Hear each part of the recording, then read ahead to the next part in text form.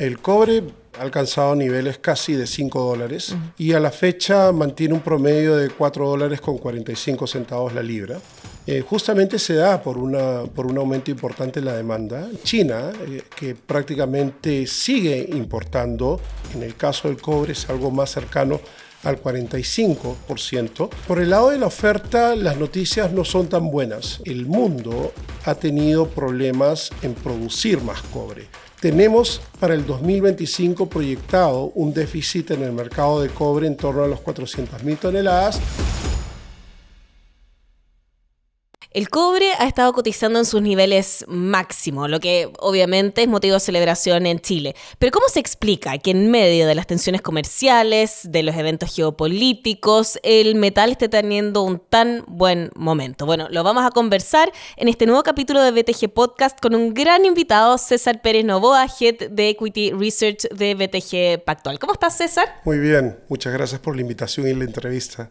Bueno, un gusto tenerte aquí con nosotros, sentado en el estudio para hablar de commodities y otras cosas también, pero partamos hablando sobre lo que decía en la introducción, sobre el precio del cobre. China es el principal consumidor y al momento en que se intensificaron las tensiones comerciales se hablaba mucho del impacto negativo que iba a tener esto en China. ¿Cómo se explica entonces que durante todo este año el cobre haya estado subiendo? Sí, es buena pregunta. El cobre, para empezar, ha alcanzado niveles casi de $5 físico en la Bolsa de Metales de Londres y a la fecha mantiene un promedio de $4.45 la libra.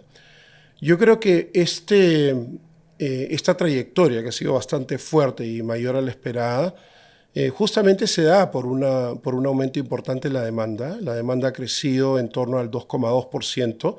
En los que van los primeros 9 meses de 2025, pero también China, que prácticamente sigue importando hacia su economía entre el 40 y el 60% de lo que se produce en commodities a nivel global. En el caso del cobre es algo más cercano al 45%.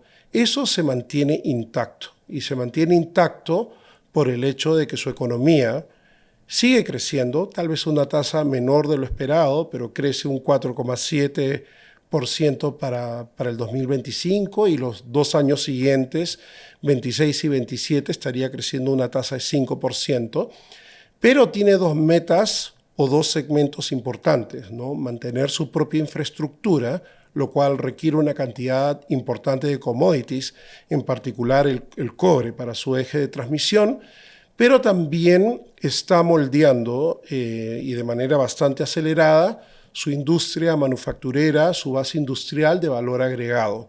Y eso ha sido el principal cambio que hemos visto este año, claramente con nuevas reglas, propiamente tal, a una industria que tiene que crecer de manera estructurada, que sea eficiente y efectiva, y que siga alineado a su estrategia de involución, que es algo que ellos han plasmado como estrategia en el 2025. Y este es el motivo por lo cual hemos tenido un cobre relativamente firme a pesar de esta volatilidad que se ejerce justamente la guerra comercial.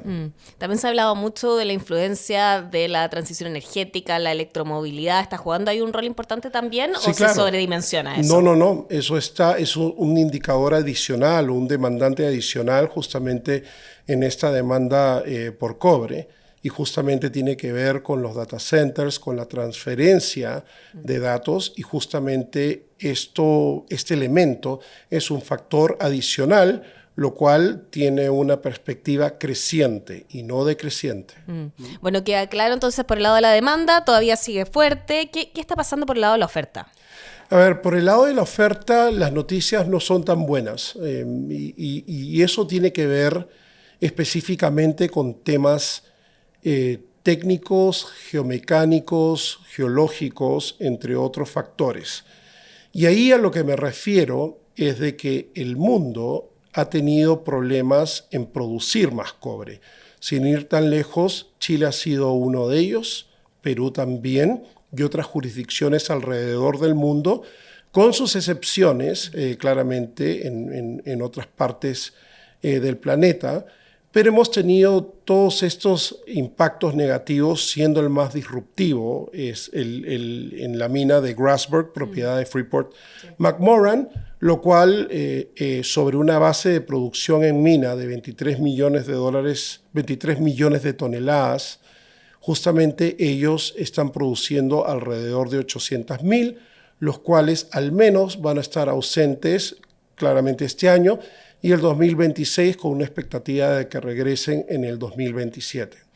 Entonces, teniendo todos estos factores geológicos, mecánicos, tenemos para el 2025 proyectado un déficit en el mercado de cobre en torno a los 400,000 toneladas y en el 2025 probablemente una cifra bastante parecida, por lo cual el mundo va a tener que abastecerse justamente de algunas jurisdicciones no tradicionales, me refiero específicamente a África, ¿no? Zimbabue, Congo, Mali, cuyas perspectivas son también inestables, son centros de producción del gobierno de China, pero tienen sus propios retos políticos, militares, por lo cual es un actor o son actores o es una región relativamente inestable. Sí, bueno, pero en todo caso eso significa entonces que hay otra presión alcista para el cobre. Hay una presión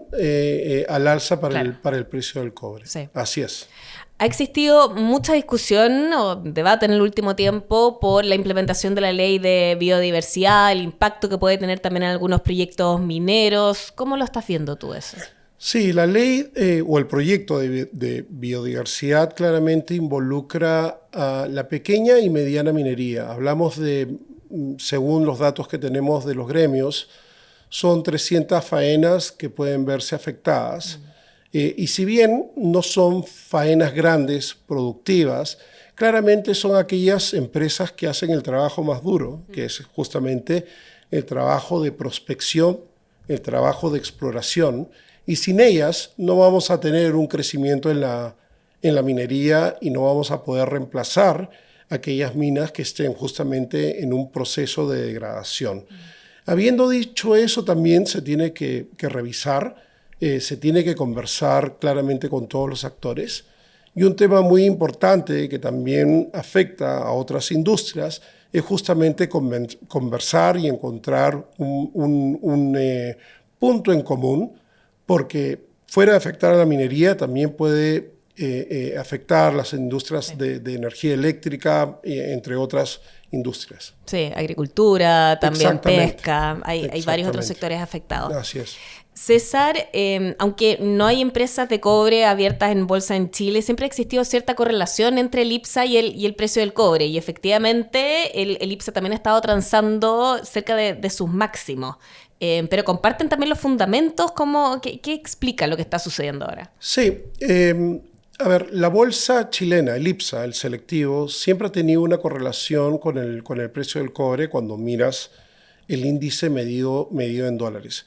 Y si bien, como dices tú, no hay compañías de cobre listadas, sí hay una correlación o una transmisión indirecta a través del sistema financiero. Hay una transmisión al negocio de consumo, producto de lo que brinda justamente la minería, el cobre, por lo cual eso se traspasa directamente al mercado financiero y es lo que refleja el IPSA.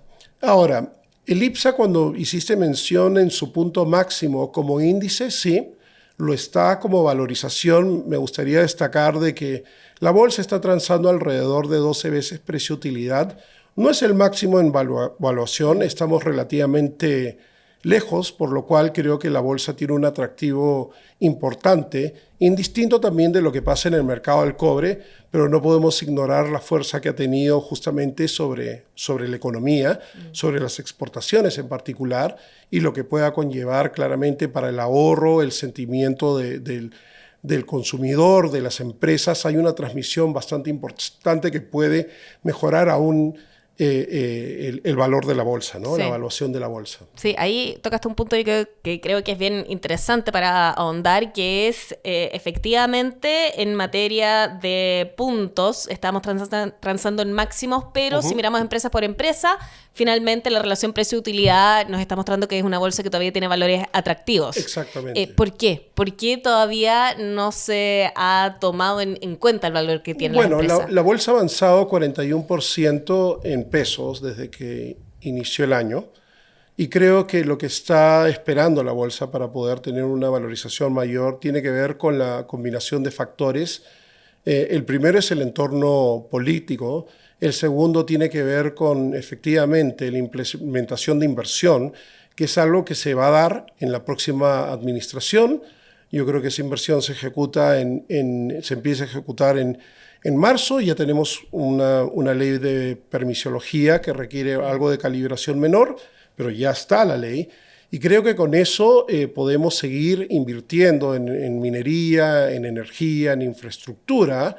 La cartera de minería son $80.000 millones, la cartera de energía son $40.000 millones, y trabajos en infraestructura podrían ser en torno a los $20.000. Hablamos $140.000 millones que se podrían ejecutar en la próxima década. No estoy hablando en el corto plazo, pero podrían empezarse a ejecutar justamente en marzo del 2026, cuando tengamos ya un cambio en liderazgo.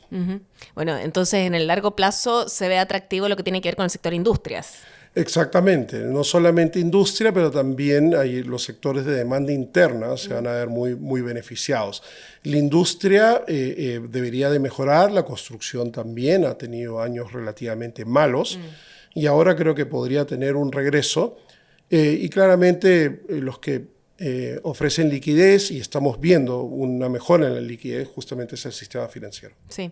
César, volviendo al tema de las materias primas, para terminar, hablemos de lo que está pasando con el petróleo, que ha estado muy marcado por eventos geopolíticos, por la guerra con Rusia. ¿Cuáles son los fundamentos que debiesen empezar a marcar la trayectoria en el próximo año? Sí, yo creo que primero de todo para beneficio de los países importadores, como Chile en particular, los precios se han caído, y dependiendo de la canasta de crudo que estés mirando, tienes una reducción en el precio entre un 12 y un 19%, ¿ya? Por producto, lo cual es importante para un importador, ¿ya?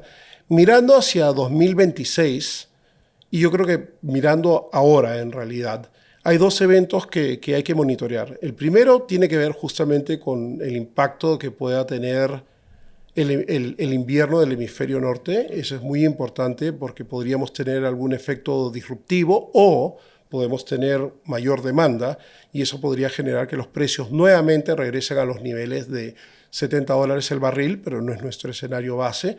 Y el segundo tiene que ver cómo funciona la infraestructura global, ¿no? Esto tiene que ver justamente con lo que habías mencionado, Rusia-Ucrania. No queremos que haya ningún tipo de efecto en la transmisión de gas, lo mismo en otro tipo de oleoducto. Eso es algo bastante importante que observar, y la decisión de la OPEP que ellos puedan ajustar sus cuotas, ¿no? de bombeo. Habiendo dicho eso, creo que va a haber una descompresión en el costo de energía, pero son eventos geopolíticos que podrían cambiar esa visión. Por lo cual, tenemos una visión de cautela, y claramente este periodo de alta demanda de energía que pasa en el invierno del hemisferio norte, eso termina justamente en febrero. Así que hay que pasar eso, y probablemente tengamos un menor precio en lo que es el 2026. César, muchas gracias por habernos acompañado en este capítulo de BTG Podcast. Muchas gracias a ti. A todos los que nos acompañaron en el capítulo de hoy, muchas gracias y hasta una próxima ocasión.